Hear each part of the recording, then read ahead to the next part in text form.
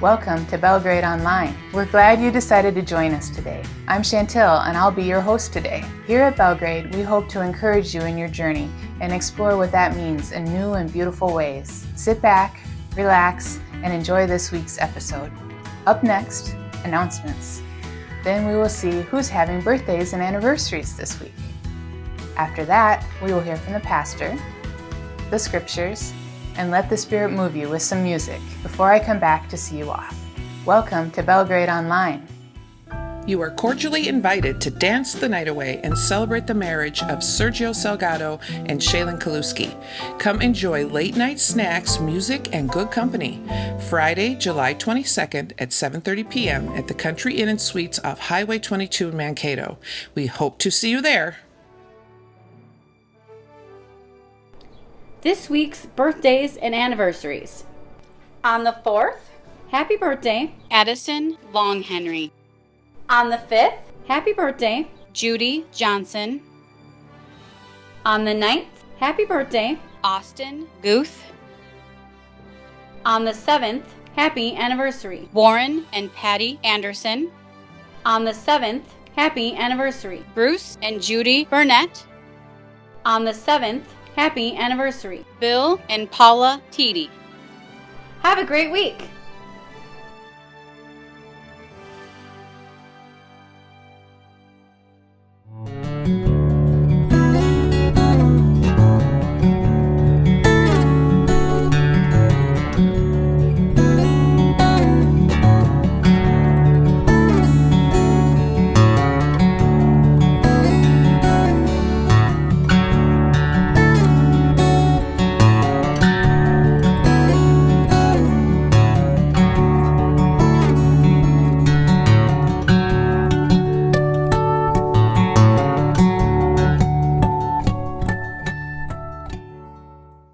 Hey, what's up, y'all? Hope everyone's having a fantastic holiday weekend so far. Pastor Dan here. We're in the middle of a series called Random Summer Thoughts with me. Random Summer Thoughts with Pastor Dan. And each week, we're kind of parachuting down into a random thought I've had that week. And we're looking at that thought, and I'm repackaging it and giving it to you. And so this week, we're going to talk about a little word called success. Success. What is success? What does it mean to be successful? How do we define success?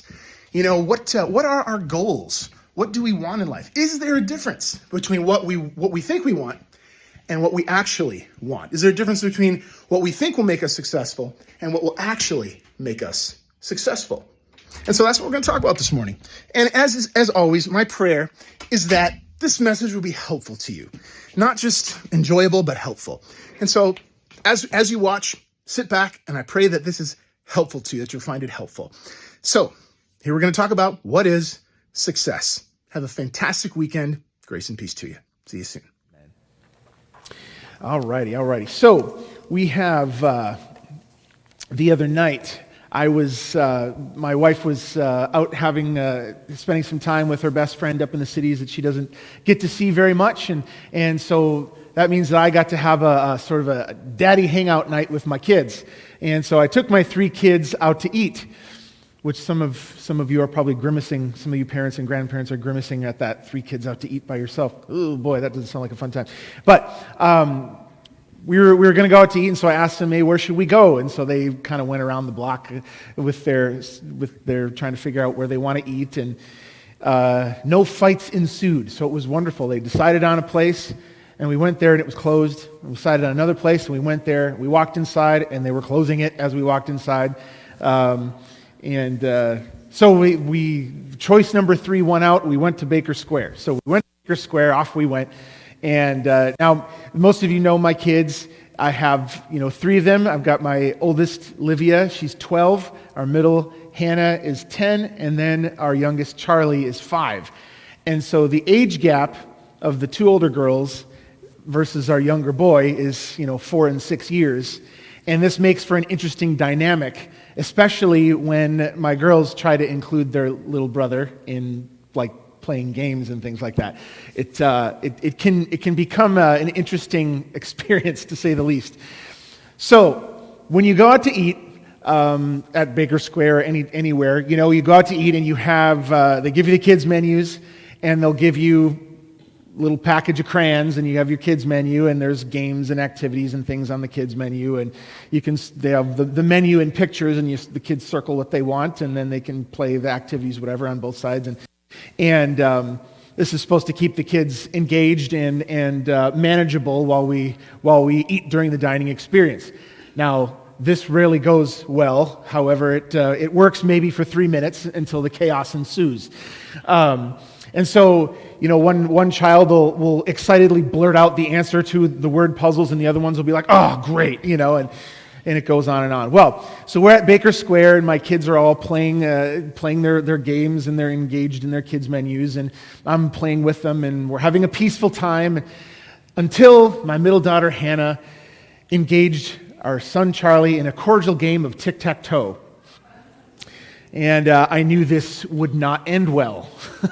So, Hannah, who is kind of, she's kind of the born leader of the three, which leadership qualities at a young age often don't look like leadership qualities. They look more like bossiness and sort of manipulation sometimes, you know, and until they get older and learn, you know, exactly what they're doing. And so Hannah, she cunningly lets Charlie go first. So Charlie puts his O down on the board, and Hannah, of course, is thinking 3 steps ahead, and she puts her X down, and Charlie puts another O down in an unstrategic place. And you know, it's only you know three or 4 moves, and Hannah's got him completely beat. And so she beats Charlie in tic-tac-toe in like a matter of seconds, and Charlie starts screaming at the restaurant. Thank goodness there was nobody else in there at that time. And so Charlie begins to throw a fit. He shouts, "Hannah!" And so I said, "Okay, what's the problem, buddy?" And he said, "Hannah just put X's on both sides of my O's and just made me lose." And this is a conversation we've had with Charlie many times. And so I said, "Well, buddy, that's what's supposed to happen." He goes, "I'm supposed to lose?" I said, No. I said, "It's a game. You're supposed to do your best to win it. That's what games are, you know." And so he sits and thinks for a few moments and says, "But Dad, I just want to play the game, but she just thinks she just has to just beat me all the time. She's not supposed to beat me. She's supposed to let me win." And I said, "Well, that's not how that works, you know." And this is usually the time, if Beth was there, this is usually the time I'd turn to Beth, and jokingly I'd say, "Still waiting on that logic part of the brain to kick in, you know, to develop." And so a lot of times what happens is my son, because he's so young, he doesn't understand the game he's playing. He doesn't get it. And, you know, he's only 5. This is absolutely normal for someone his age. So we just kind of laugh and say, "It's all right, buddy, it's all right," and try to help him to understand as best we can. He'll click when he gets old enough a little bit here, but his little brain, his 5-year-old little brain is still developing. It's still learning how to understand things and trying to grasp what it means to be successful in different situations, you know. And so I've been thinking about that. I've been thinking about that little word for a while now, not just this week, but a couple of years actually. You know, what is success? You know, what does it mean to be successful? You know, what does it mean to be successful in your life? What does it mean to be successful in relationships? You know, what does it mean to be successful in love, in friendships? What does it mean to be successful in marriage? What does it mean to be successful in work or in your career or your job or however you want to say it? What does it mean to be successful in your personal growth or your hobbies? What does it mean to be successful in parenting, in family in general, you know, or grandparenting? What does it mean? What does it mean to be successful as a Christian or a follower of Christ? You know, what about church? What does it mean for a church to be successful or an organization? What exactly does it mean to be successful? You know, and I have some thoughts on that. They're not all original thoughts by any means, but I wanted to share them with you this week. So let's talk a little bit about what success is this morning. What is success? So let's start with this. Webster's dictionary defines success. It has basically 4 definitions. And as dictionaries go, the majority of the definitions are absolutely not helpful at all. So the first thing it says is, it defines success as the degree or measure of succeeding. One that succeeds. Why they need to put that, I don't know. But then it says, the attainment of wealth or favor or eminence. I find that interesting. So it defines success as the attainment of wealth, the attainment of favor, or the attainment of eminence or respect or something like that. But then the last one is the most important one, I think. This is kind of the actual definition. And it's basically, the definition of success is favorable or desired outcome. A favorable or a desired outcome. So basically, success is what we feel we have or what we feel we are when something in our lives, or maybe when our entire lives, when something in our lives matches the picture of what we have in our minds. When what we experience matches what we imagine for something, for our life or for our job or our relationships or whatever. And so, for an example, let's say you plant a garden, right? When you're finished, it matters what the garden looks like. You don't just plant it and stand back and go, success, It matters what it looks like. You look at the garden that you planted. If it matches the garden you had in your mind, you feel feelings of success. Or maybe it's actually better than what you imagined in your mind. You feel success. Or maybe it's a little different. However, you're still happy with it for whatever reason, so you deem that a success. But if you plant a garden and you end up with a bunch of weeds or a bunch of sad little plants that kind of remind you of the Charlie Brown Christmas tree, with basically a weed with a bulb on it, you probably won't feel the feelings of success. In essence, so I think of it this way. Success is the feeling we get when our endeavors match our intentions. Success is the feeling we get when our endeavors match our intentions. When the outside matches the inside. It might look a little different, but whatever we intend to do, if our intentions match what we actually come up with, we'll feel feelings of success. Now sometimes, so that's what success is. Now let's look at a couple elements of that, okay? Success is the feeling we get. Our endeavors, what we do, matches our intentions. That could be in any area. It could be in, like I've said, it could be in your job or a hobby or anything at all. Church. When our endeavors match our intentions, we feel success. Now, a couple things about success. Here's some thoughts. First thing I've been thinking about this is sometimes our endeavors don't match the picture we had in our minds. Now, I'm making a difference between our intentions and the image we imagine, the picture we imagine. So there's a difference sometimes of what we imagine and what our intentions are. Okay? Sometimes our endeavors don't match the picture we think of when we set out to do something. But if they match what we intend, our intentions will still feel that success. So, in essence, maybe your career didn't look the way you imagined. Maybe your kids aren't who you pictured they would become or who they would be. Maybe your marriage doesn't resemble the image you had in your mind. But regardless of the picture in your mind, if it might not match our intentions. Maybe even if it doesn't match what we had in our minds, but it's still meaningful, we'll feel success. Sometimes it doesn't look like what we thought it would look like or should look like or what we wanted it to look like. But in our hearts, our intentions, it's still meaningful to us. That's success. But sometimes that can be a hard thing to figure out.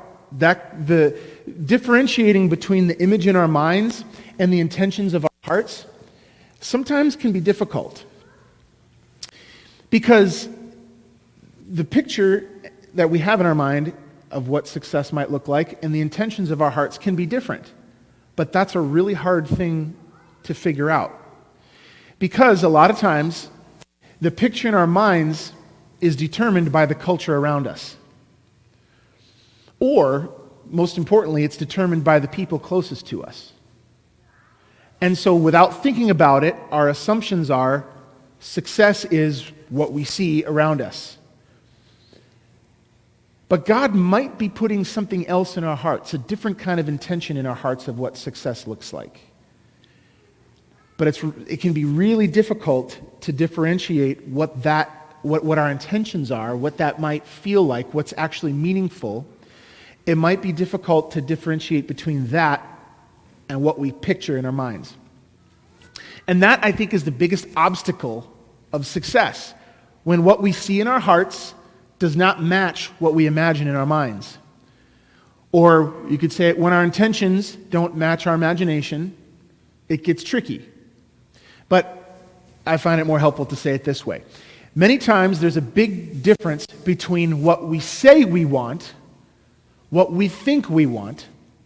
There's a big difference between what we say and what we think we want versus what we actually want. There can be a big difference between all that. So maybe deep down you want a job that allows you to develop your strengths and help others thrive in their strengths. Whatever you're doing, that's what you want. However, many times what we find ourselves doing is taking positions that bring us more money, that give us more accolades, that bring us higher in the organization. Because our culture views success in work as more money, more responsibility, higher status in the organization. And without thinking of it, we adopt those values. We adopt those versions of success. And so if without realizing it, we'll look at others and we'll see them, if they're not continually progressing in their job, making more money, getting higher in the organization, if they're not getting more responsibility or getting more respect, we might not label that as a success. Maybe in such a way we find ourselves judging success by the culture standards or by others' standards, not by the standards of our own hearts. Maybe it could be something as simple as, like, maybe you want to live in an apartment and have the freedom to pursue your passion to travel or something like that. But you find yourself owning a home you don't really want because your family and your social circles will view you not owning a home as, refusing to grow up or refusing to take on more responsibility or whatever, if you just live in an apartment the rest of your life or something, Or maybe you want to be single, but you feel pressure to find someone because our culture makes you feel like you need to live out some modern fairy tale. Disney has really screwed with our minds a lot over the past century, I'm telling you. Maybe you want to build a small business that adds value to others in meaningful ways, in helpful ways. But you find yourself gravitating toward trying to compete with other businesses in your area. Sometimes what you think you want is different than what you actually want.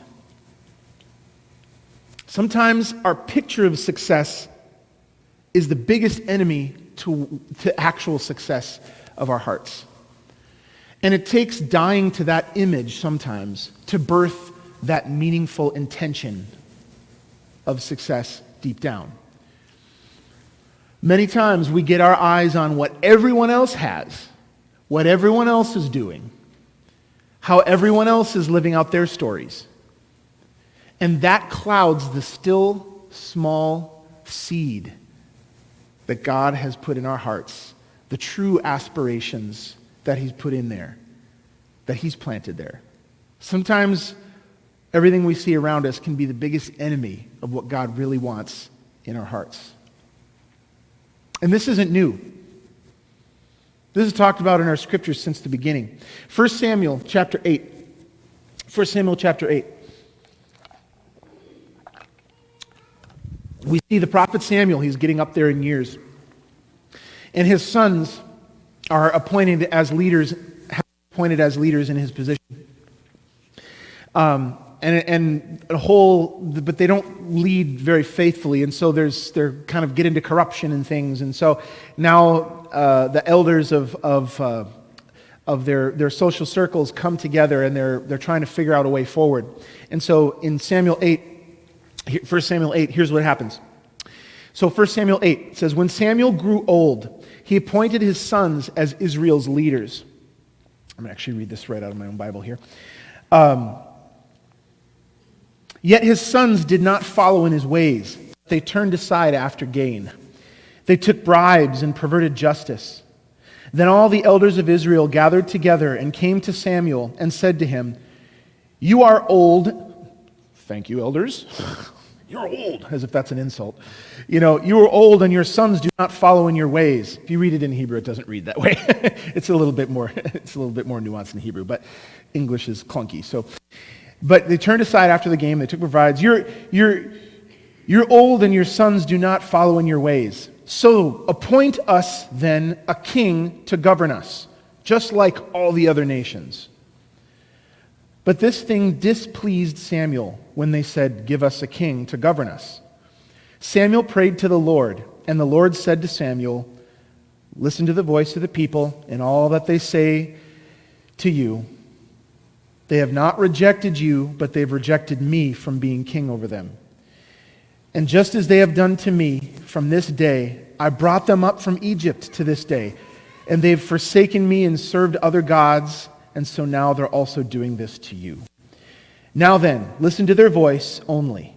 Only you shall solemnly warn them and show them the ways of the king who shall reign over them." So basically, here's what's happening. They're looking at all the other nations around them. They're seeing the model of all the other nations around them, and they're saying, "Well, look at what they're doing. Why can't we have that? We want that. We want a king. That's what we want." And God's up there trying to teach them how to operate as a free people. But they don't follow that. They want a supreme leader. They want a king. They want a prime minister. They want a president. They want somebody to lead them. And God says, in doing so, they've rejected him. And God says, but here's the deal. This is what they want. This is what God does. If we want something and we're adamant about it, he says, lovingly with tearful eyes, okay. And he lets us have it. Not everything that happens is God's will. Most of what happens in this world is our will. And God's just allowing us to have what we want with tears in his eyes. So, he says to them, they want a king. They really want this. They've rejected me in doing so. You can give them a king, but here's the deal. Tell them what's going to happen as a result of their wanting a king. So, God tells Samuel to say this, and Samuel goes on and reports all the words of the Lord to the people who are asking him for a king. Verse 11, Samuel says, "These will be the ways of the king who will reign over you. He will take care of your sons and appoint them to his chariots, to be his horsemen, to run before his chariots. He will appoint for himself commanders, thousands of commanders of 50s, and some to plow his ground, to reap his harvest, to make his implements of war, and the equipments of his chariots. He will take your daughters to be perfumers and cooks and bakers. He will take the best of your fields and vineyards and olive orchards and give them to his courtiers. He will take 1/10 of your grain and of your vineyards and give to his officers and his courtiers. He will take your male and female slaves and the best of your cattle and your donkeys and put them to his work. He will take 1/10 of your flocks, and you shall be his slaves. And in that day you will cry out because of your king, whom you have chosen for yourselves. But the Lord will not answer you in that day." But the people refused to listen to the voice of Samuel. They said, "No, but we are determined to have a king for us, so that we might be like all other nations, and that our king may govern us and go before us and fight our battles."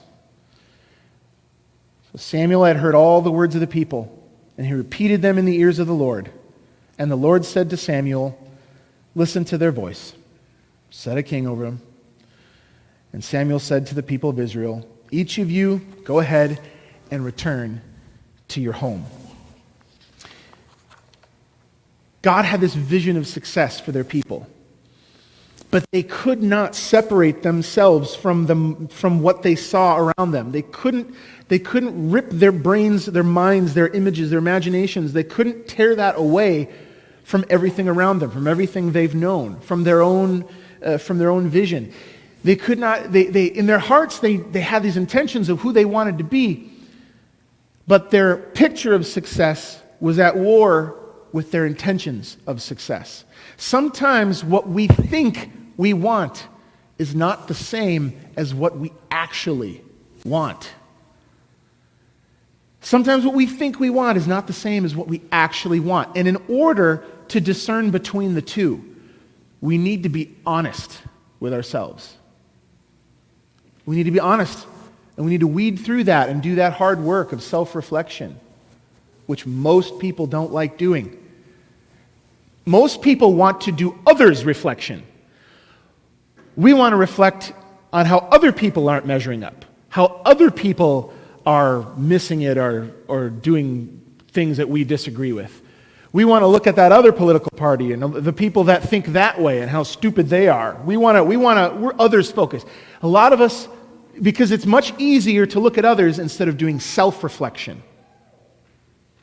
Self-reflection will determine, honest self-reflection will help you determine, will help you discern your picture of success and your intentions of success.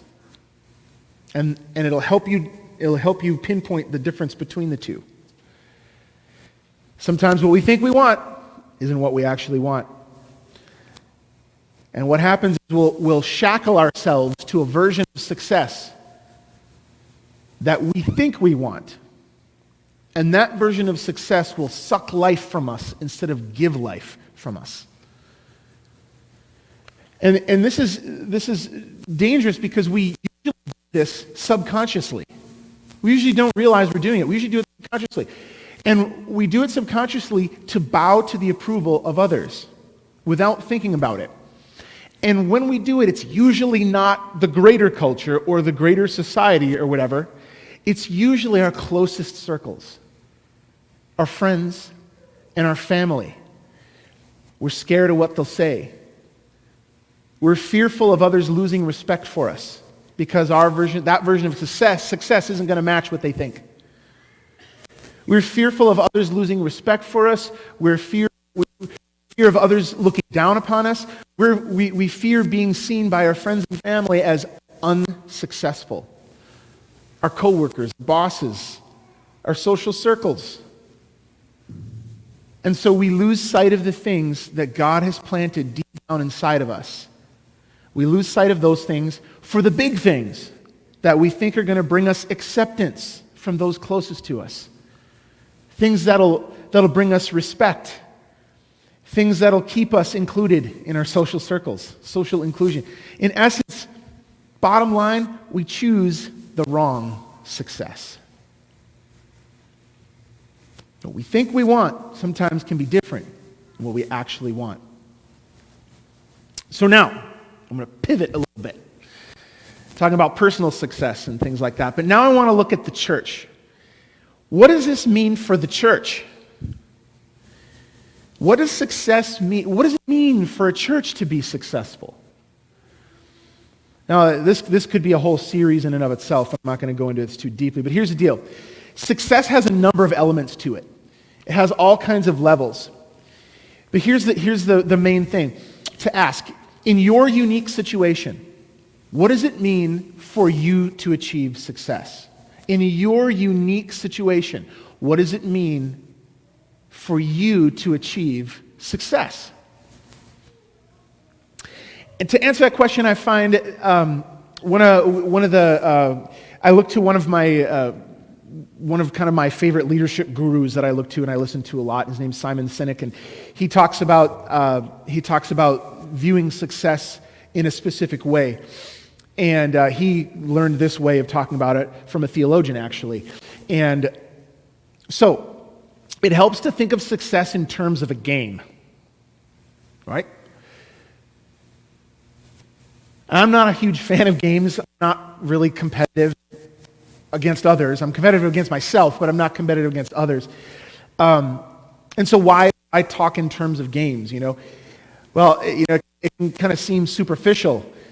We usually, sometimes, there's the fun kind of a game, and then there's, we think of like, oh, that person just is playing games with me. I don't play games in relationships.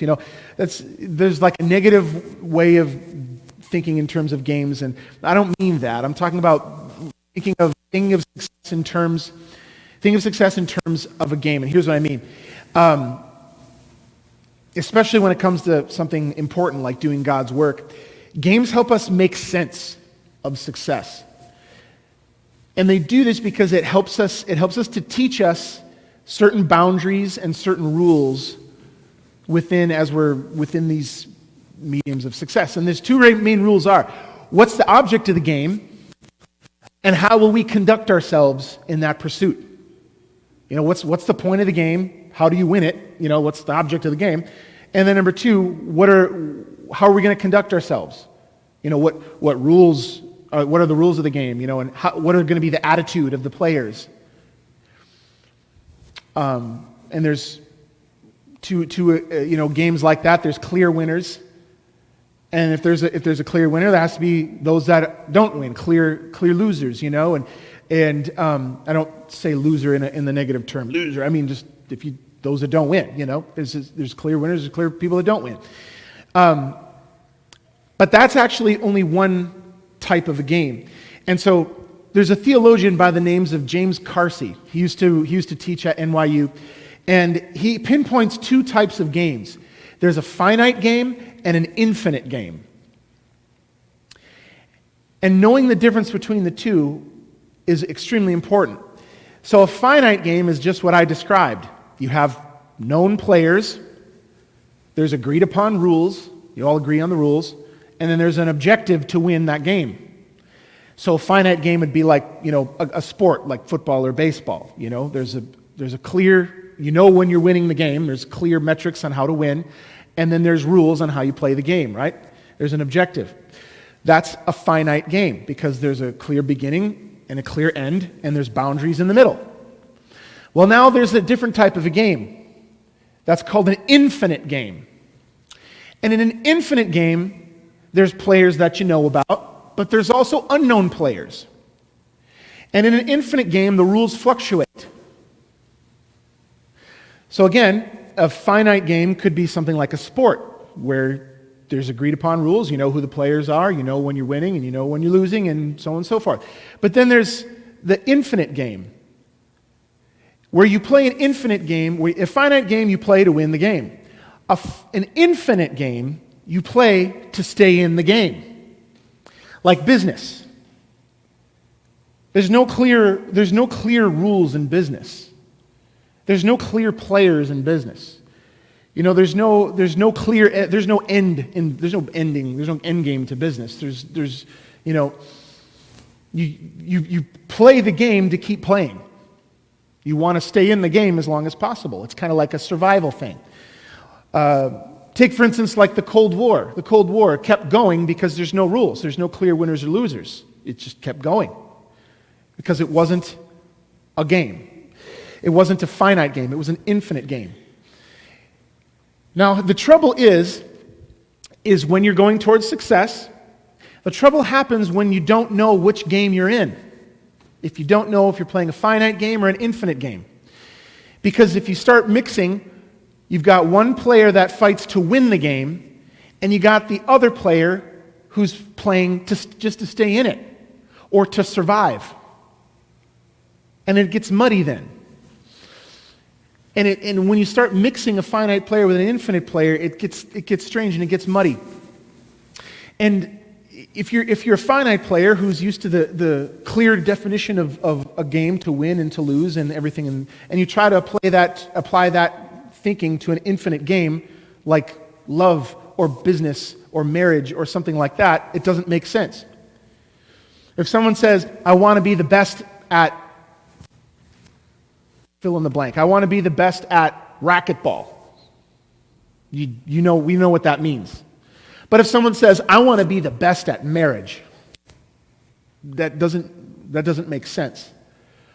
I want to win at parenting. I want to be the best at parenting. But what do you mean by that? That doesn't make sense. How do you be the best at business? How do you be the best at your job? What metrics are you going by? How are you measuring the best? There's whose definition? You can't take a finite mindset to an infinite game.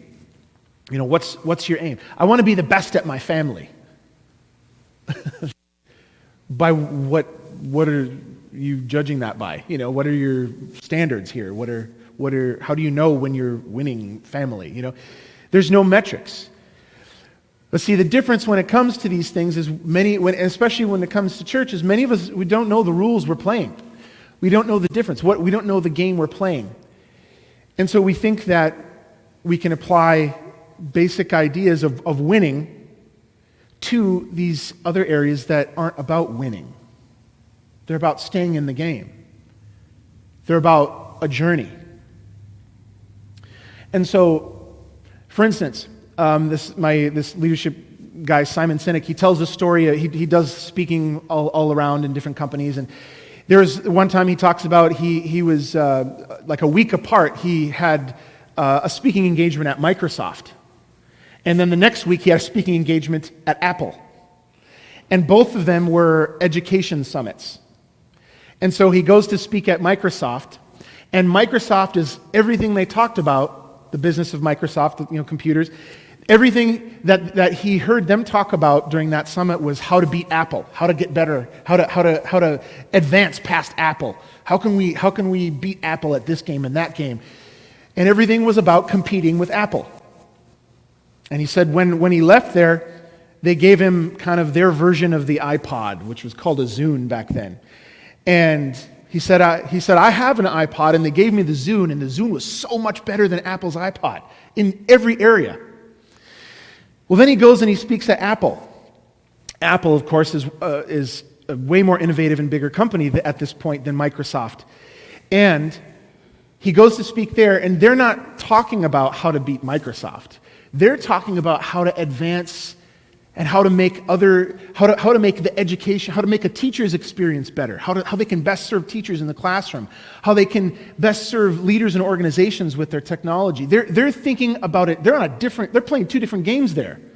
Microsoft is playing to win, and Apple is playing to make others better, to help others that aren't in their field. They exist to serve others.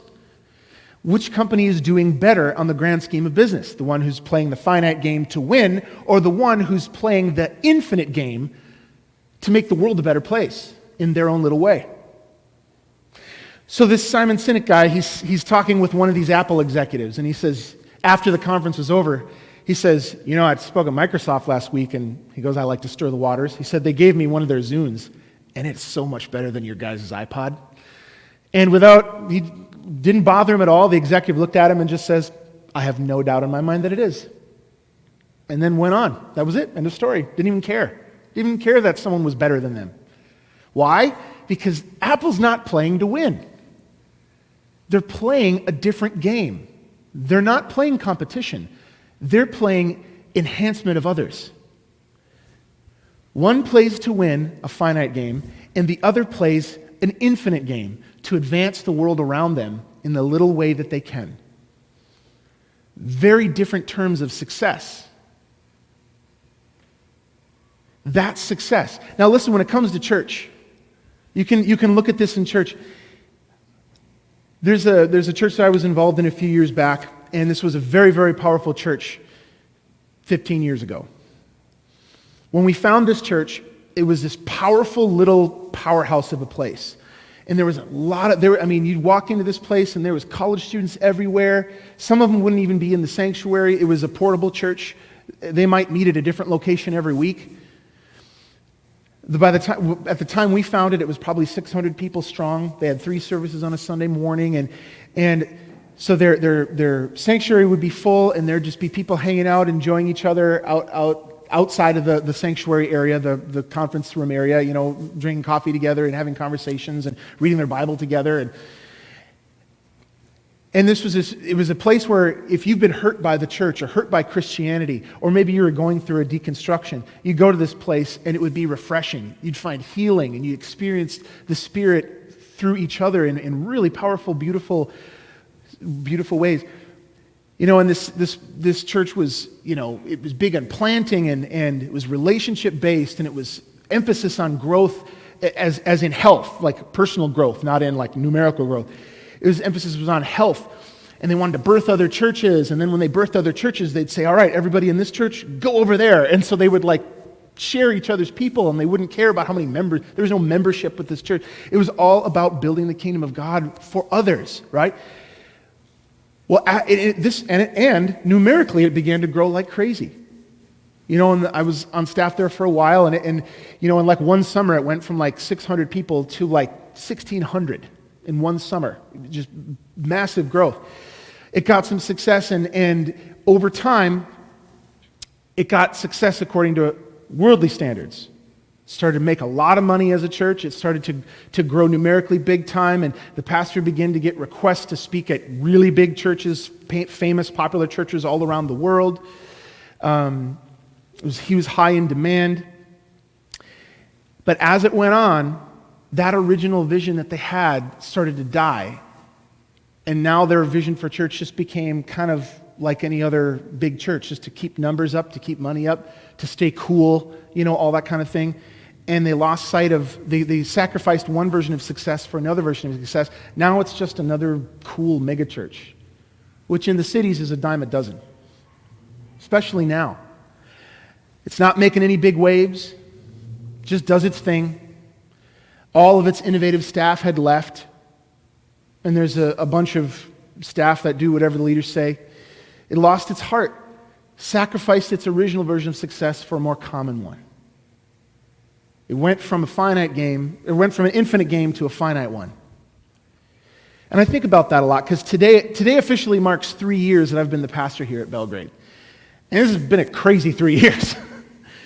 I came 9 months before COVID, and in that 9 months, I got to know many of you and the way the church functions, its character and history. And I had plans and things that I wanted to do in ways that I wanted to get to know everybody. Well, then COVID hit, knocked all those plans out from underneath all of us, and it's been a whirlwind, and we kind of moved and shucked and jived and did what we could and thrived as much as we could. And now we're in a post-COVID time, and everything's a fog, and every church and every pastor I talk to, it's just a big question mark wherever we go. But here's the thing. The game hasn't changed. As a church, a lot of pastors are all about, how do I get my congregation bigger than the one down the street? How do we get our budget bigger than the mega church? How do we compete with the big church on the other side of town? A lot of churches are playing the finite game. They have a wrong definition of success. An infinite-minded church, what does that look like? What does it mean for a church to have success in infinite game standards? What does that look like?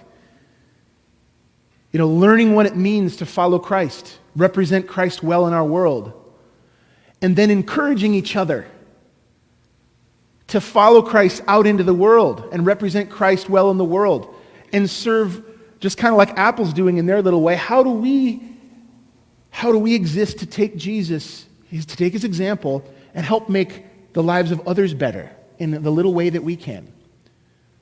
I'm not saying we do it like Apple. That would be playing the finite game like Microsoft is doing. I'm saying that principle, that's a Jesus principle, helping others. How do we take who we are, take the message of Christ, and how do we serve others with it? Because that's success, according to Jesus' standards. It might not make us the biggest church in Mankato, North Mankato, but that's a boring goal anyway, to be the biggest church or to have the biggest budget. Who cares about any of that? What about following Jesus? What about focusing our efforts to make an impact in our community, to make others' lives better in the name of Jesus? What about giving to the organization and compiling our resources in the best way that we can to make the biggest impact in the world around us? What about pooling our time and our energy and our talents together to make the biggest impact in the name of Jesus, to help others, to make others' lives, to make the schools better, to add value to families in our neighborhoods, to help the city do what they do better. How do we live Jesus in the actual community we live to make the community we live in better? That's success. What it looks like, another story. But there's many temptations to go off in different directions, and at the end of the day, we need to discern what God says success is for us. Might not be what it looks like in our heads. Might not be a bigger sanctuary, a bigger budget, and any of that stuff. It might be something completely off our radars.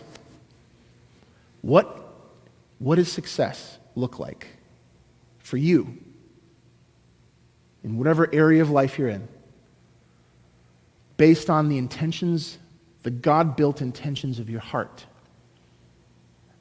not the images in our mind that's put there for self-preservation? How do we play the infinite game about helping others, not the finite game of competition?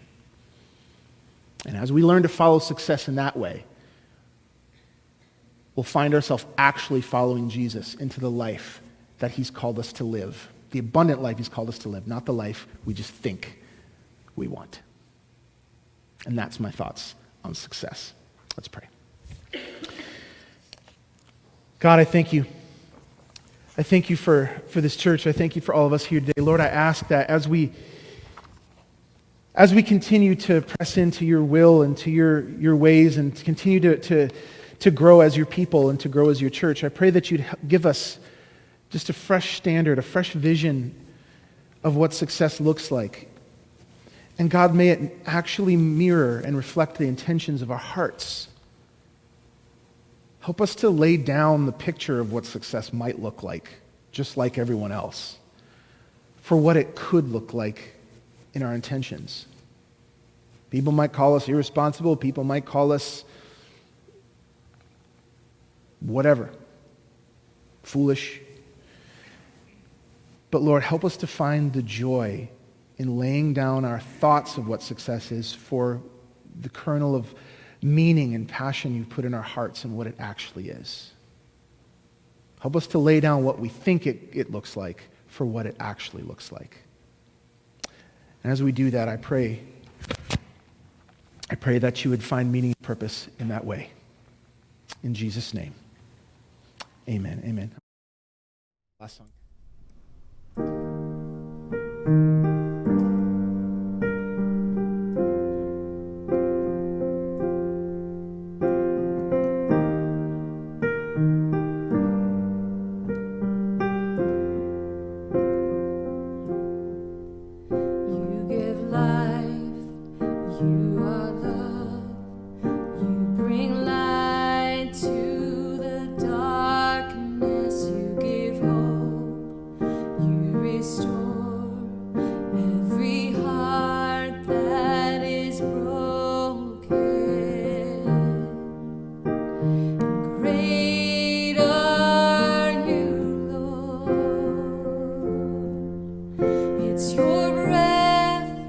In our lungs, so we pour out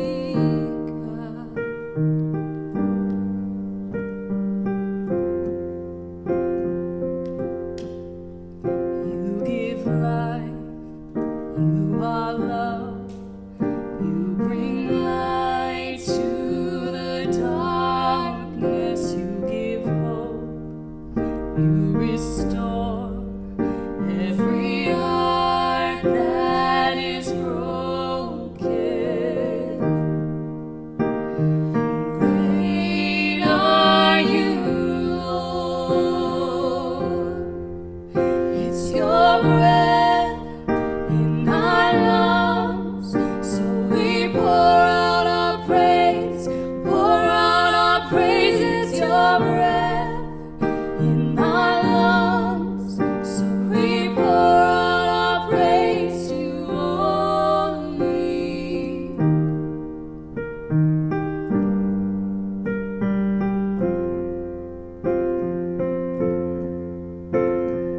All the earth will shout your praise. Our hearts will cry. These bones will sing. Great are you, Lord.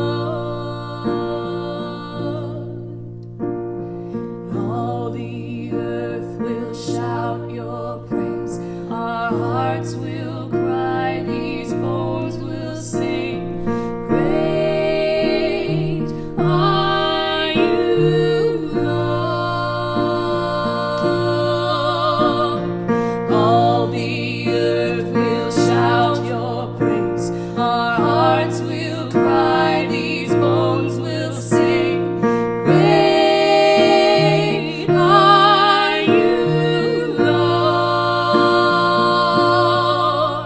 It's your breath in our lungs, so we pour out our praise, pour out our praise. It's your breath in our lungs, so we pour out our praise to you only. It's your breath in our lungs, so we pour out our praise, pour out our praise. It's your breath in our lungs, so we pour out our praise to you only.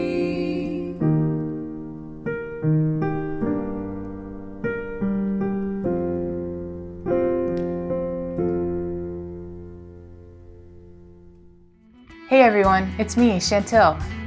I'm back to see you off. We hope you enjoyed your time with us today and that it was meaningful and life-giving. If you want to stay on top of things at Belgrade and know when we will be back, make sure to click the like button on Facebook or YouTube.